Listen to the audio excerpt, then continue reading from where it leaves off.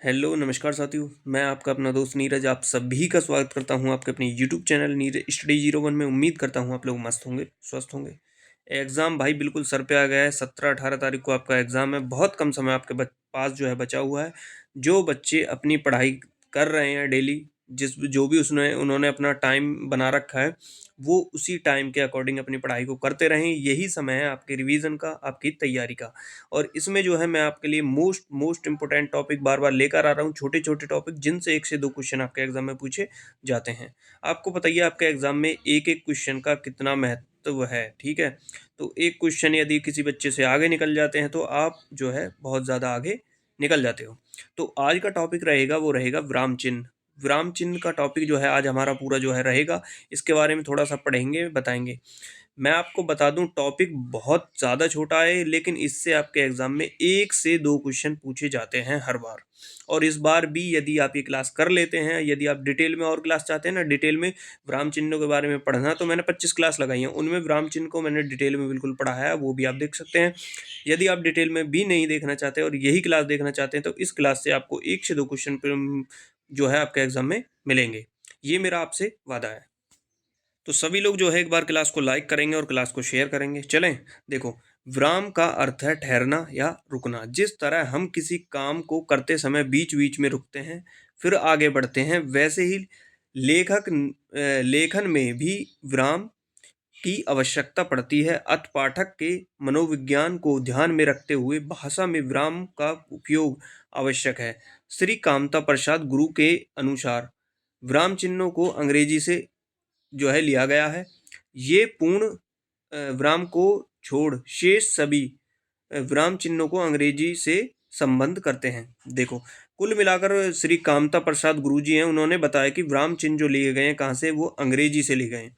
और विराम चिन्हों की जो संख्या है मैं आपको बता दूं, कामता प्रसाद गुरु के अनुसार कितनी है, 20। तो 20 प्रकार के हमारे विराम चिन्ह होते हैं। वो कौन कौन से होते हैं वो भी फटाफट से देख लेते हैं। मैं आपको फिर से बता दूं, जिन लोगों ने क्लास को लाइक नहीं किया, क्लास को लाइक करेंगे और क्लास को जो है दम लगाकर शेयर कर देंगे। बहुत कम समय बचा हुआ है। यदि आप क्लास को अभी भी शेयर नहीं कर रहे ना, मैं मानूंगा भाई आप सीरियस ही नहीं हो एग्जाम को लेकर, ठीक है? और जो बच्चा जहाँ से जुड़ा है, चैनल को सब्सक्राइब कर ले और हमें बताए वो किस सिटी से हमारी क्लास देख रहा है। 20 क्वेश्चन है। 20 क्वेश्चन में से आपको 1 से 2 क्वेश्चन आपके हर शिफ्ट में देखने को मिलेगा इस वीडियो से। ये मैंने आपको बता दिया। देखो, कामता प्रसाद गुरु ने विराम चिन्ह 20 बताए हैं। मैंने आपको बताया कितने, 20। तो कौन कौन से हैं, देखो, अल्प विराम चिन्ह का जो है वो इस तरीके से होता है। अल्प विराम चिन्ह आपसे पूछेगा एग्जाम में, 4 ऑप्शन दे देगा, बताए पूछेगा कि इनमें से बताओ कि अल्प विराम कौन सा है, ठीक है? अल्प विराम कौन सा है, तो आप बताएंगे कौन सा है। ये जो चिन्ह आपको दिया हुआ है, ये वाला चिन्ह देखो, ये वाला चिन्ह जो है आपको, ये कौन सा है, अल्प विराम का आपका चिन्ह है, ठीक है? अब चलिए अर्धविराम। अर्धविराम का जो चिन्ह है वो ये है। अब ये कोष्टक में समझ लेना, कोष्टक भी है साथ में, नहीं देखो जो बीच में दे रखे हैं ना, ये बिंदी और आपका इस तरीके से, ये कौन सा हो जाएगा, ये हो जाएगा आपका अर्धविराम। फिर पूछेगा 3 नंबर पर आपका पूर्ण विराम कौन सा है। पूर्ण विराम का चिन्ह ये है, जब हमारा वाक्य खत्म हो जाता है, सेंटेंस, तो हम लगाते हैं ना डंडा, ये हो जाएगा किसका, पूर्ण विराम का। प्रश्नवाचक चिन्ह, प्रश्नवाचक चिन्ह आपका यही होता है, जैसे पूछते हैं, कहते हैं ना, क्या आपने खाना खा लिया, तो क्या आ गया, तो हाँ प्रश्नवाचक चिन्ह आपका आएगा। आश्चर्य चिन्ह या विस्मयादि चिन्ह, देखो आश्चर्य चिन्ह किसी बात को लेकर आश्चर्य होता है, बोलते हैं ना सेंटेंस में, वाह वाह क्या बात है, वहाँ कौन सा चिन्ह, वो यही चिन्ह आता है। वो कौन से, विस्मयादि चिन्ह उसे कहते हैं, या आश्चर्य चिन्ह भी हम उसे कह सकते हैं। निर्देशक चिन्ह डैश, निर्देशक चिन्ह ये होता है हमारा, जिसे हम बोलते हैं संयोजक चिन्ह बोलते हैं, योजक चिन्ह भी बोलते हैं और समासिक चिन्ह भी इसे हम बोल देते हैं। ये आपका हो जाएगा, ठीक है, जो आपको दिया हुआ है। नेक्स्ट 7वें नंबर पर होगा आपका कोष्टक। कोष्टक आपको 3 प्रकार के होंगे। इस तरीके से आपसे पूछेगा कि इनमें से बताओ कोष्टक चिन्ह कौन सा है, तो ये आप बता देंगे ऐसा, ठीक है?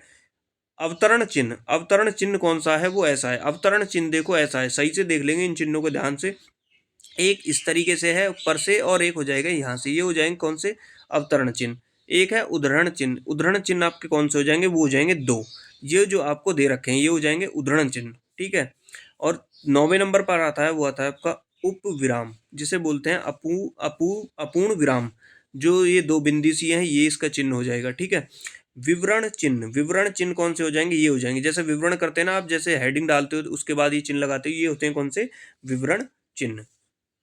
ये हो जाएगा आगे 11 पर ये हो जाएगा पुनरुक्ति सूचक चिन्ह। कौन सा? ये हो जाएगा पुनरुक्ति सूचक चिन्ह, ये हो जाएगा लाघव चिन्ह या संक्षेप सूचक चिन्ह। देखो लाघव या संक्षेप कोई सा भी आ जाए वो हो जाएगा ये चिन्ह जो आपको जीरो सी दी गई हुई है। लोप चिन्ह, लोप चिन्ह कौन सी है? डैश डैश डैश हो जाएंगे आपके बिंदी, और ये प्लस प्लस हो जाएंगे, कौन से? लोप चिन्ह हो जाएंगे। नंबर 14 पर है पाद चिन्ह या रेखिका चिन्ह। पाद चिन्ह या रेखिका चिन्ह आपका ऐसा हो जाएगा, ये डैश से छोटा होता है। आप बोलोगे डैश की तरह है, डैश थोड़ा बड़ा होगा, ये थोड़ा छोटा होगा, ये थोड़ा आपका छोटा होगा, तो ये कौन सा हो जाएगा? ये हो जाएगा पाद चिन्ह आपका। दीर्घ उच्चारण चिन्ह, दीर्घ उच्चारण चिन्ह आपका इस तरीके से होगा, एस की तरीके से। ये मैं आपको बता दूं, जैसे लिखते हैं ना हरे राम, हरि ओम, इस तरीके से हरे राम, इस तरीके जो चिन्ह को हम खींच लेते हैं थोड़ा लंबा, वो होता है आपका दीर्घ उच्चारण जो कौन सा चिन्ह। नेक्स्ट नेक्स्ट 15 नंबर पर वो है दीर्घ उच्चारण चिन्ह। दीर्घ उच्चारण चिन्ह आपका ये हो जाएगा, दीर्घ उच्चारण चिन्ह भी आपका ये हो जाएगा हरे राम, इस तरीके से हो जाएगा। देखो ये देखते हैं, देखो पिछले में आपने पढ़ा दीर्घ उच्चारण, वो भी यही है, और जो आगे पढ़ा वो भी यही है, ठीक है। 16वें पे चलते हैं, वो हुआ है आपका पाद बिंदु। पाद बिंदु में आपकी जो है ये इस तरीके से आपकी जो है हो जाएगी। दो चिन्ह है, एक तो पाद बिंदु है, ये इस तरीके से हो जाएगी, दूसरा जो चिन्ह है वो हो जाएगा पाद चिन्ह। देखो ये आपको दिया है, इनमें कंफ्यूज नहीं होना। पाद चिन्ह में आपका इस तरीके से आएगा छोटी डैश की तरह, और जो आपका पाद बिंदु है उसमें आपकी एक बिंदी ही आएगी। देखो हंसपद, त्रुटि चिन्ह और काकपद, ये कौन से होते हैं? ये चिन्ह, ये चिन्ह जैसे कहीं हमने त्रुटि कर दी, जैसे हमने लिखा राम खाता है, और हमें लिखना था बीच में क्या? राम खाना खाता है, तो वहां लिखेंगे जैसे हमने लिखा राम खाता है, यहाँ में लिखना था राम खाना खाता है, तो ये लगा देते हैं ना हम चिन्ह ऊपर से, और फिर लिख देते हैं यहाँ राम खाना। तो जहाँ हमारी त्रुटि हो जाती है वहाँ ही ऐसे चिन्ह का हम इस्तेमाल करते हैं। नेक्स्ट पे आएगा टीका सूचक। टीका सूचक में इस तरीके के जो सारे चिन्ह है वो यूज होते हैं टीका सूचक में। ये हो जाएगा तुल्यता सूचक, तुल्यता सूचक या समता सूचक, उसमें हो जाएगा बराबर, या आपके बराबर तुलना करना है ना, उसमें हो जाएगा तुल्यता सूचक या समता सूचक में ये चिन्ह हो जाएगा। नेक्स्ट है जो कि आपका 20 का है, वो है समाप्ति सूचक। समाप्ति सूचक में आपका इस तरीके का चिन्ह होता है, एक होता है अपूर्ण सूचक चिन्ह, उसमें आपके इस तरीके से होता है। तो उम्मीद करूंगा आपने सभी ने क्लास को लाइक किया होगा, क्लास को शेयर किया होगा। ये 20 जो हैं आपको विराम चिन्ह दिए गए हैं, इनसे आपके एग्जाम में 1 से 2 क्वेश्चन आपको विराम चिन्ह का पूछा जाएगा हर शिफ्ट में, ठीक है। 2 दिन आपका एग्जाम होगा, लेकिन 4 शिफ्टों में आपका एग्जाम होगा। 2 दिन में 4 शिफ्ट, मतलब 1 दिन में 2 शिफ्ट में आपका एग्जाम होगा। उन हर शिफ्टों में विराम चिन्ह से क्वेश्चन पूछा जाएगा। इस क्लास से आपकी चारों शिफ्टों में क्वेश्चन पूछे जाएंगे, और आपको जो है एक भी क्वेश्चन उसका गलत नहीं करना है, इसलिए मैंने आपको ये क्लास कराई। क्लास को लाइक करेंगे सभी लोग, क्लास को शेयर करेंगे। धन्यवाद।